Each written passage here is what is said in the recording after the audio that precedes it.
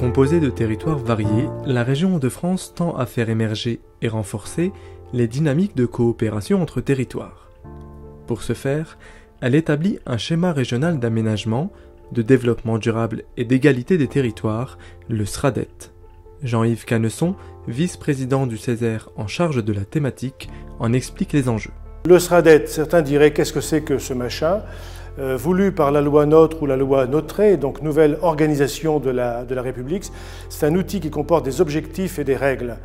Donc des objectifs à prendre en considération et des règles qui devront être compatibles avec les documents territoriaux. À titre d'exemple, les documents d'urbanisme devront être compatibles avec le SRADET, ce qui veut dire que nous sommes tous concernés.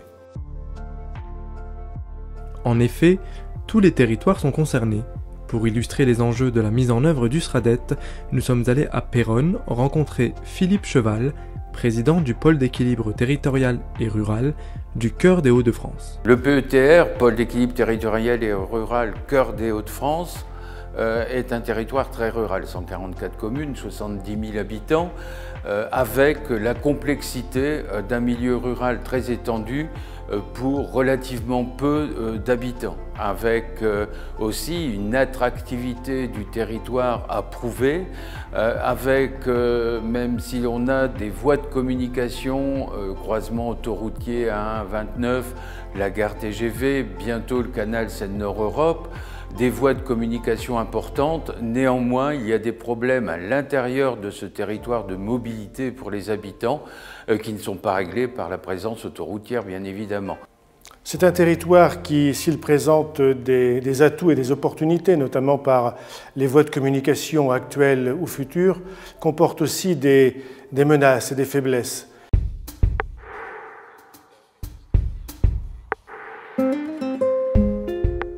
Site emblématique de la situation actuelle du Péronnet, la friche Flot d'Or fait l'objet de convoitises de la part du pôle d'équilibre territorial pour limiter la consommation du patrimoine foncier de la zone suite à l'abandon du fabricant de chips Flot d'Or.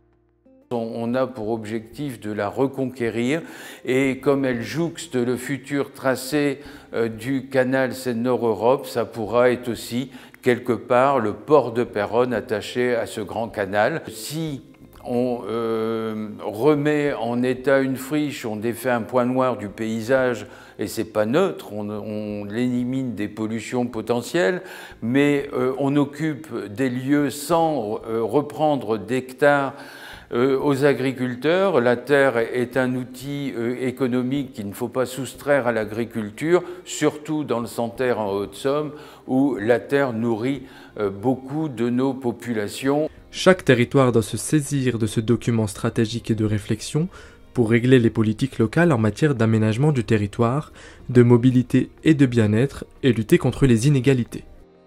Au lendemain du découpage des nouvelles régions, c'est un outil pour de nouveaux enjeux. C'est un document qui doit comporter une vision stratégique de la région. C'est aussi un outil de cohésion pour notre nouvelle région, pour avancer ensemble. C'est aussi un outil pour 2040 ou 2050, pour nos enfants, pour nos petits-enfants, pour le bien-être de nos concitoyens, pour assurer la pérennité de l'économie locale et la réussite de tous nos territoires.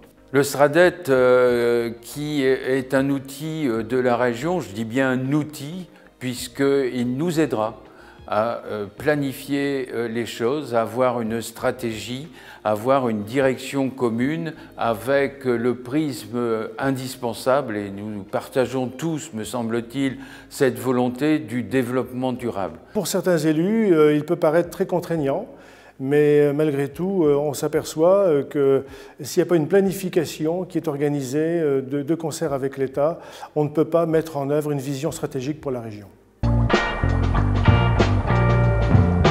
Le Césaire émet un avis sur le SRADET finalisé par le Conseil régional en janvier dernier. Il propose des préconisations claires et concrètes, avec un cap, des objectifs et des règles, pour permettre aux élus et aux acteurs de s'emparer de ce plan pour développer leurs territoires respectifs.